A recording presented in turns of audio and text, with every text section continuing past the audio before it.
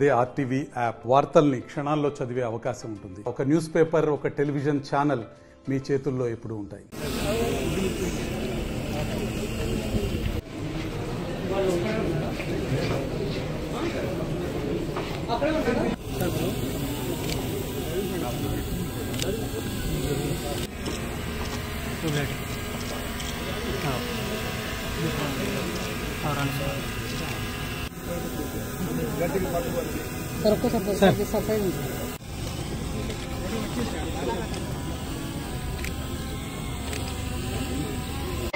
మరి అప్గ్రేడ్ చేయాలి.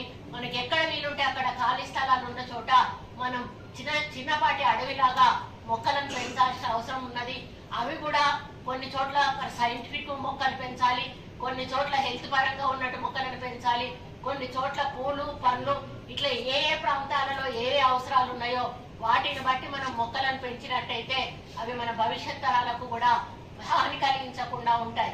ముఖ్యంగా అడవి ప్రాంతంలో మేము ప్రత్యేకంగా మరి గిరిజనులకు ఉపయోగపడే అటువంటి చెట్లను నాటాలి.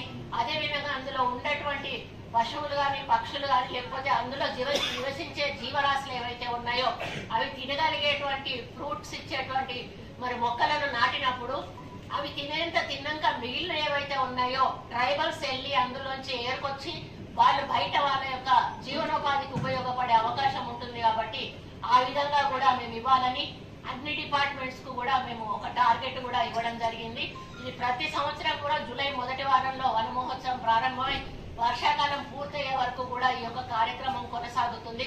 కాబట్టి IIITలో వీసీ గారు మీరు ఒక ప్రామిస్ చేసుకొని ప్రతి ఒక్క విద్యార్థి తోటి ఒక్కొక్క మొక్క నాటితే ఈ రోజు మీ దగ్గర ఉన్న 6,000 మంది విద్యార్థులు మీ స్టాఫ్ కలిపితే దాదాపు 6,200 వరకు వచ్చే అవకాశం ఉంటుంది. కాబట్టి మీకు గ్రీనరీ అనేది ఏర్పడినప్పుడు మీకు మంచి వాతావరణం ఉన్నప్పుడు పిల్లలు కూడా ఆ వాతావరణంలో మంచి